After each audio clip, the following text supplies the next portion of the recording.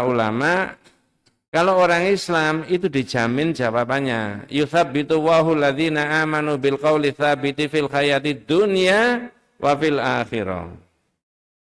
Ya. Wa yudhillu Allahu dzalimina wa yaf'alu Allahu ma yasha. Surat Ibrahim ayat 27. Itu pedomane panjenengan. Adapun orang mukmin itu akan dikuatkan jawabannya, diteguhkan, dikuatkan baik di dunia maupun di mana? Akhirat. Makanya nggak usah dihafalkan. Gimana Pak Ustaz, saya nggak bisa bahasa Arab, ditanya. Enggak.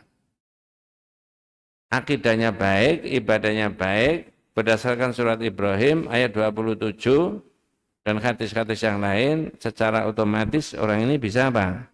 Memberikan apa? Jawaban. Mohon maaf, ini mungkin berbeda dengan yang lain.